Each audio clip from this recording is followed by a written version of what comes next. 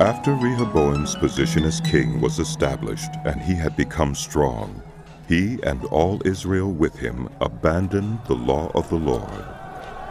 Because they had been unfaithful to the Lord, Shishak, king of Egypt, attacked Jerusalem in the 5th year of King Rehoboam.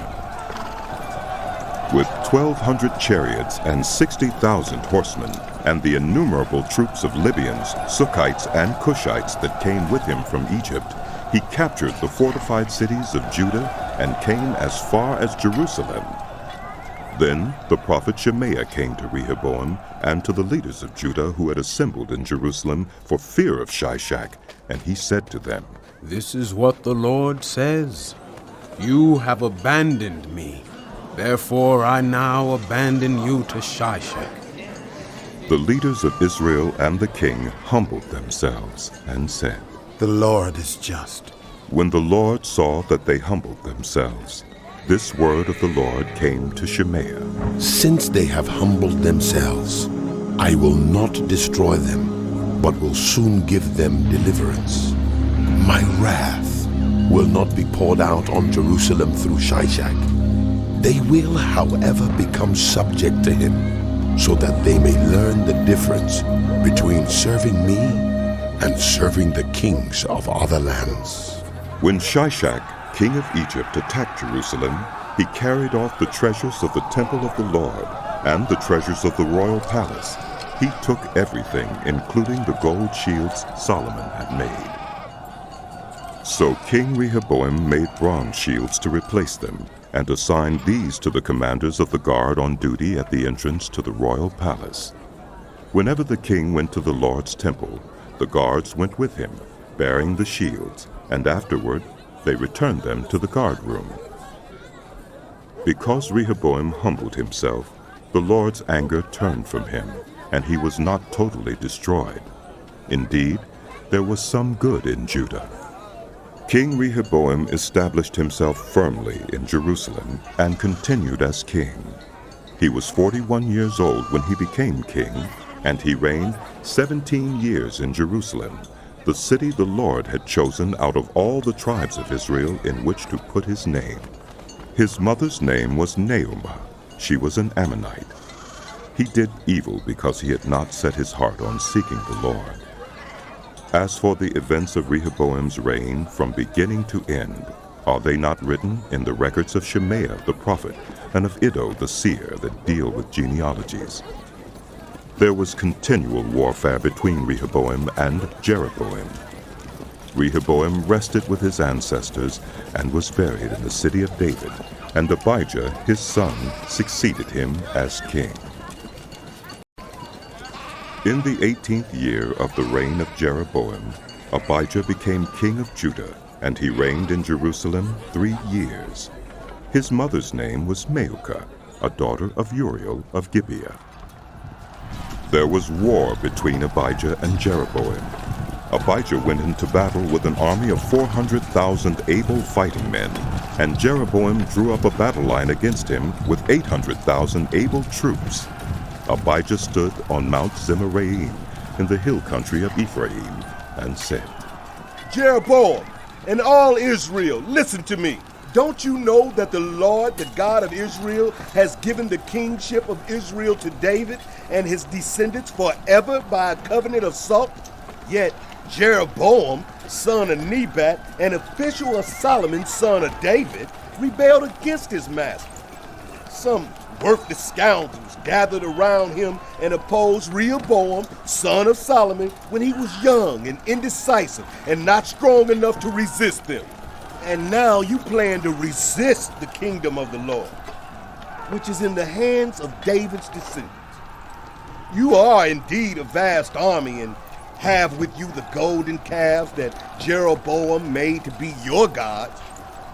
But didn't you drive out the priests of the Lord, the sons of Aaron and the Levites, and make priests of your own as the peoples of other lands do? Whoever comes to consecrate himself with a young bull and 7 rams may become a priest of what are not gods. As for us, the Lord is our God, and we have not forsaken him." The priests who serve the Lord are sons of Aaron, and the Levites assist them. Every morning and evening they present burnt offerings and fragrant incense to the Lord. They set out the bread on the ceremonially clean table and light the lamps on the gold lampstand every evening. We are observing the requirements of the Lord our God. But you have forsaken him. God is with us. He is our leader. His priests, with their trumpets, will sound the battle cry against you. People of Israel, do not fight against the Lord, the God of your ancestors, for you will not succeed. Now Jeroboam had sent troops around to the rear, so that while he was in front of Judah, the ambush was behind them. Judah turned and saw that they were being attacked at both front and rear. Then they cried out to the Lord. The priests blew their trumpets, and the men of Judah raised the battle cry. At the sound of their battle cry, God routed Jeroboam and all Israel before Abijah and Judah. The Israelites fled before Judah, and God delivered them into their hands. Abijah and his troops inflicted heavy losses on them, so that there were 500,000 casualties among Israel's able men. The Israelites were subdued on that occasion, and the men of Judah were victorious because they relied on the Lord, the God of their ancestors. Abijah pursued Jeroboam and took from him the towns of Bethel, Jeshunah, and Ephraim, with their surrounding villages. Jeroboam did not regain power during the time of Abijah, and the Lord struck him down, and he died. But Abijah grew in strength. He married 14 wives and had 22 sons and 16 daughters. The other events of Abijah's reign, what he did and what he said, are written in the annotations of the prophet Iddo. And Abijah rested with his ancestors and was buried in the city of David. Asa his son succeeded him as king, and in his days the country was at peace for 10 years. Asa did what was good and right in the eyes of the Lord his God. He removed the foreign altars and the high places, smashed the sacred stones, and cut down the Asherah poles. He commanded Judah to seek the Lord, the God of their ancestors, and to obey his laws and commands. He removed the high places and incense altars in every town in Judah, and the kingdom was at peace under him. He built up the fortified cities of Judah, since the land was at peace. No one was at war with him during those years, for the Lord gave him rest. Let us build up these towns, he said to Judah, and put walls around them with towers, gates, and bars. The land is still ours, because we have sought the Lord our God. We sought him, and he has given us rest on every side. So they built and prospered. Asa had an army of 300,000 men from Judah, equipped with large shields and with spears, and 280,000 from Benjamin, armed with small shields and with bows. All these were brave fighting men. Zerah the Cushite marched out against them with an army of thousands upon thousands, and 300 chariots, and came as far as Maresha. Asa went out to meet him, and they took up battle positions in the valley of Zephathah near Maresha. Then Asa called to the Lord his God and said, Lord, there is no one like you to help the powerless against the mighty. Help us, Lord our God, for we rely on you, and in your name we have come against this vast army. Lord, you are our God. Do not let mere mortals prevail against you. The Lord struck down the Cushites before Asa and Judah. The Cushites fled, and Asa and his army pursued them as far as Gerar. Such a great number of Cushites fell that they could not recover. They were crushed before the Lord and his forces. The men of Judah carried off a large amount of plunder. They destroyed all the villages around Gerar, for the terror of the Lord had fallen on them. They plundered all these villages, since there was much booty there. They also attacked the camps of the herders and carried off droves of sheep and goats and camels. Then they returned to Jerusalem. The Spirit of God came on Azariah, son of Oded. He went out to meet Asa and said to him, Listen to me, Asa, and all Judah and Benjamin. The Lord is with you when you are with him. If you seek him, he will be found by you. But if you forsake him, he will forsake you. For a long time, Israel was without the true God, without a priest to teach and without the law. But in their distress, they turned to the Lord, the God of Israel, and sought him. And he was found by them. In those days, it was not safe to travel about.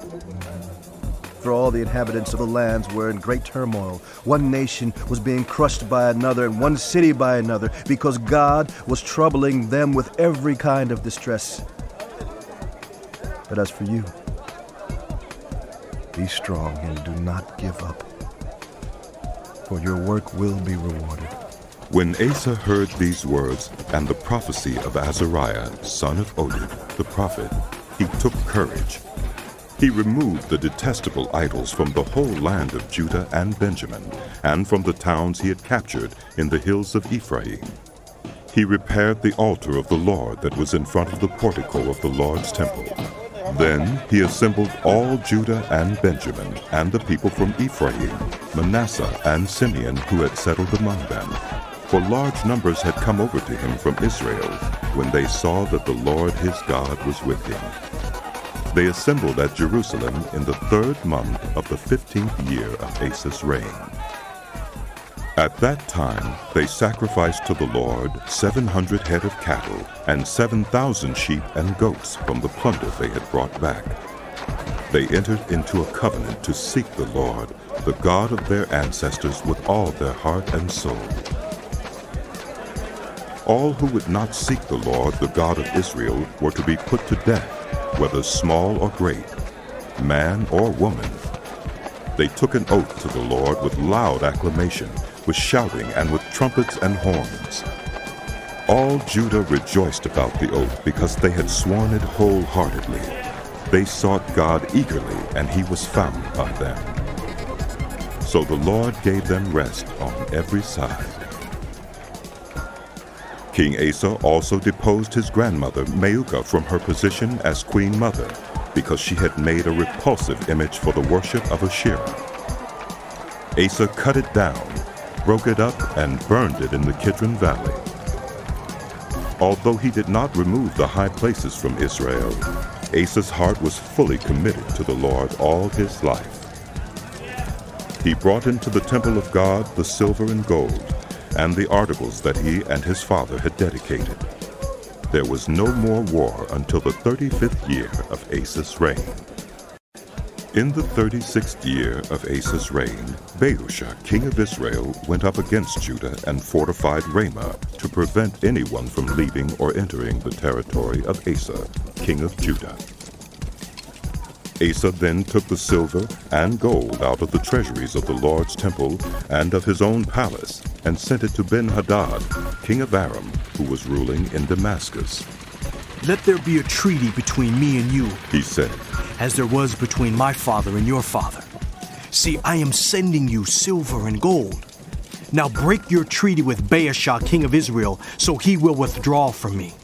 Ben-Hadad agreed with King Asa and sent the commanders of his forces against the towns of Israel. They conquered Ijon, Dan, Abel-Maim, and all the store cities of Naphtali. When Baasha heard this, he stopped building Ramah and abandoned his work. Then King Asa brought all the men of Judah, and they carried away from Ramah the stones and timber Baasha had been using. With them he built up Geba and Mizpah.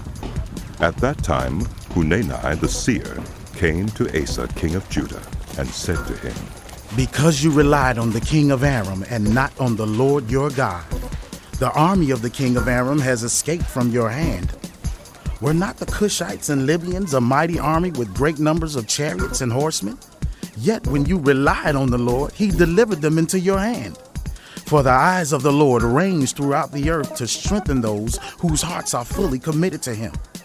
You have done a foolish thing, and from now on you will be at war.